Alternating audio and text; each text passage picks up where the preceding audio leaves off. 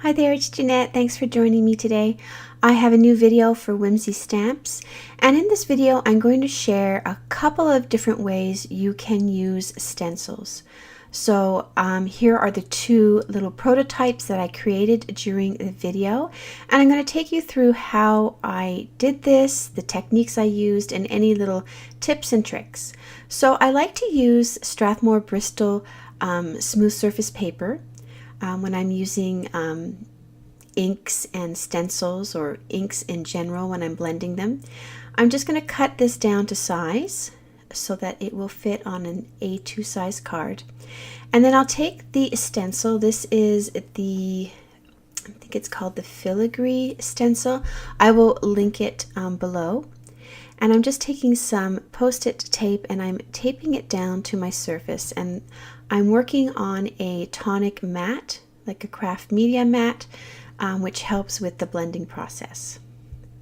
So once I have that all set up, I'm going to pull out a bunch of inks. These are all Distress Oxide inks, and I'm going to start applying them with these ink blenders. I have a blender for each ink, and I'll get started with the cracked pistachio. So I'm working from the top. I'm going to work my way downwards, and just keep your hand on the stencil just to hold it really flat while you're working on it, and work in a circular motion or a sweeping back and forth motion. Then I'm going to move on to the next color, which is Peacock Feathers. So this is still a blue-green color, but a little bit more blue and a little bit more darker, a little bit more depth of color, and I'm blending that into the lighter color. So you can see I'm working sort of from the middle part of my card, working into the first ink color. Then I'll take the ink blender for that first color and just blend where the two meet so that it is nice and soft and you don't see any harsh lines.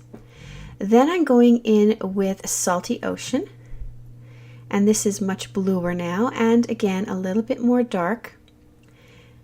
And I'm just applying that to the bottom part of the Peacock Feathers. I'm still leaving a little band of uncolored or unblended paper, taking that blender for the second color and blending in between. And now I'm taking this darker color, which is Broken China, and I'm sweeping that along the bottom edge. Then I can carefully pull off the stencil, and you can see the beautiful sort of ombre effect you get with working with all these inks, and how easy it is. So that's the first technique. I'm going to cut another piece of Bristol Strathmore paper, again an A2 size, and this time I am just going to apply the same inks in the same order. Just wipe my surface off here so I don't pick up any stray ink.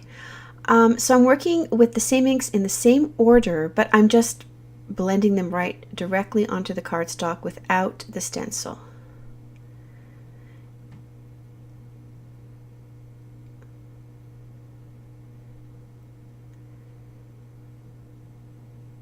And this is sped up a little bit.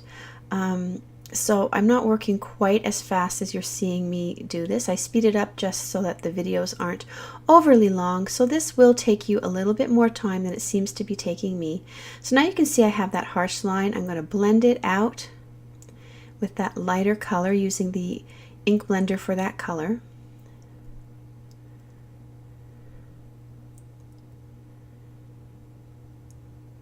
And I'll blend until I'm really happy with it, because if you're not happy with it at this point, you're not going to be happy with it later on.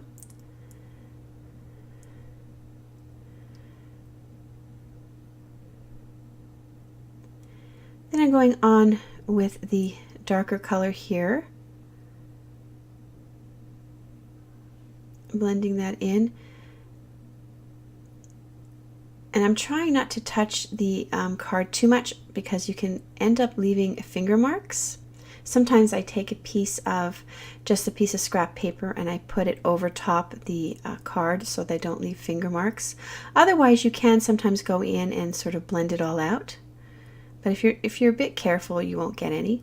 So now that that's all blended out, I'm going to make sure it looks exactly how I want it to look.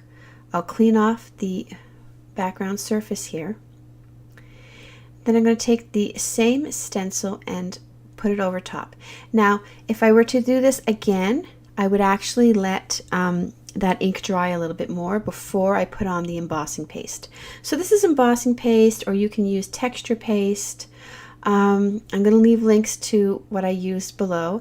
And I'm just taking this palette knife and scooping out some, and you're going to start spreading it on top of the stencil, so that you are going to, instead of, you're going to get sort of the opposite of what I did on the first one. The first one you have the colors and then you just have the white lines. Here you're going to have the colored part is going to be the lines, and this embossing paste is going to be inside. It's going to be white or almost white.